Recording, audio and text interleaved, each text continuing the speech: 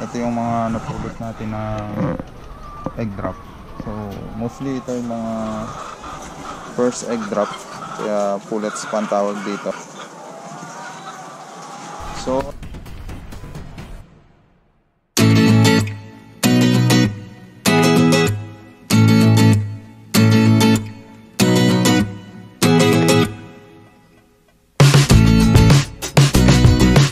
bago ka pa lang sa aking channel, huwag mong kalimutan na i-hit ang subscribe button at piliin din ang notification bell para maging updated ka sa mga bago kong upload.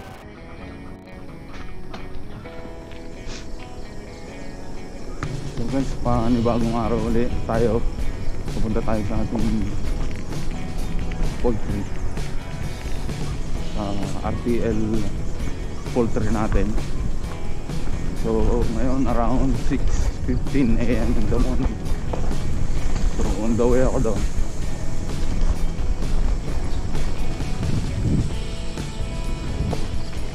Nasirit yung tubig doon. So ito mga 3 minutes na. So mga 3 minutes ito na rough road pupunta doon sa ating RTL cages.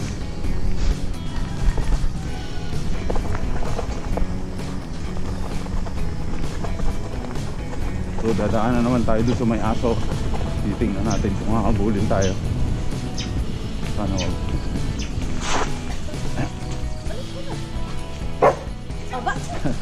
Morning.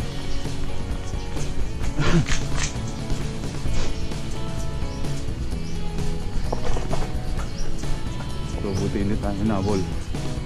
Kinahulan lang tayo ng isa kasi nandun yung nangyari.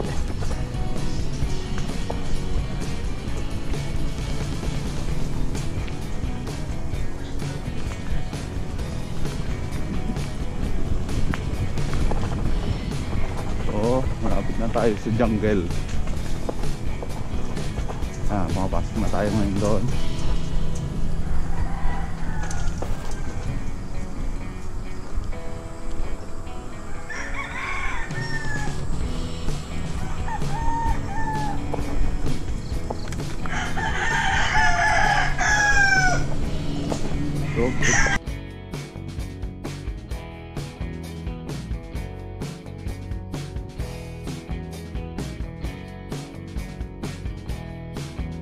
One eternity later.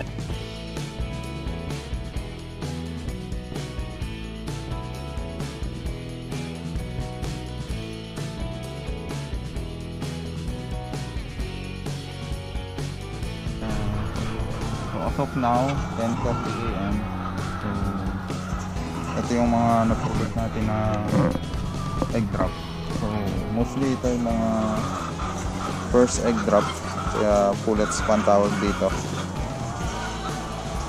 So naka 1 tray tayo and 11 eggs. So 41 eggs as of 10:30 in the morning. So siguro by after mo magkakaroon pa yan ng mga ilang egg drop, siguro aabutin niya ng mga 50 eggs ngayong araw na to, kasi everyday padagdag siya ng padagdag. So closely monitoring natin yung mga egg drop natin since newbie pa rin tayo dito sa RTL na farming na to. So tinitingnan natin yung bawat improvement sa kada araw. So yan sila. So yan, yung iba tumutuka pa, yung iba nagre-rest na. Pero yung mga patukang yan, ubusin pa rin nila yan hanggang 3 o'clock. And then hahaluin ko yung patuka and then tutuka ulit sila. And then by around 4 o'clock, yun ang last na pagpapatuka sa isang araw. So sa isang araw kumukonsumo na itong mga to ng 2 sacks of laying mash. So 50 kg ang isa, so 100 kg kada isang araw ang nakukonsumo nila. So palakas yan ng palakas hanggang sa lumalaki sila. So siguro by next 2 weeks madadagdagan na naman yung patoka nila. So ang recommend patoka sa per bird ay 110 grams per bird pag umidad sila ng mga 30 weeks. So ngayon 21 weeks pa lang, so medyo inaalalayan ko pa rin yung pagpupatoka sa kanila.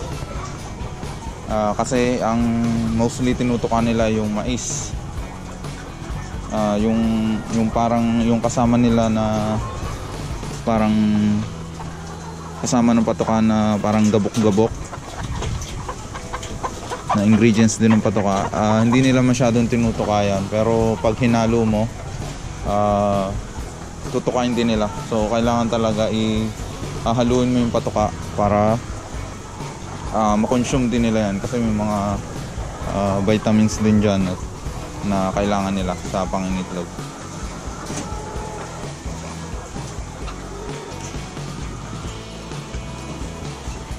So yan lang naman muna ang update, guys. So i-update ko ulit kayo mamaya kung makakailan pang egg drop yung mga RTL natin. So ang RTL natin ngayon ay 21 weeks and 2 days. So I am not sure kung yung 50 eggs per day ay tama lang sa kanilang edad, kasi medyo napansin ko rin naman na yung iba medyo bata pa yung manok na iba. Kung makikita nyo, yung palong nila ay medyo maliit pa, medyo pinkish. Meron namang iba kagaya nito na develop na talaga yung palong at saka yung wattle nila o yung lambe. So it means yan, mag-start na yung mga itlog. Pero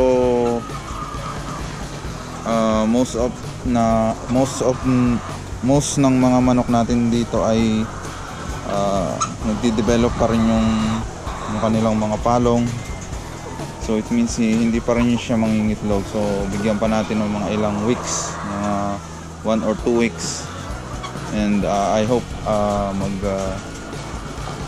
mag-pick na rin tayo sa mga itlog, and tuloy-tuloy yung improvement nila. So yan lang muna ang update, guys, and update ko kayo mamaya sa kabuuan ng ating egg drop for the day. So salamat sa panonood, and then happy farming.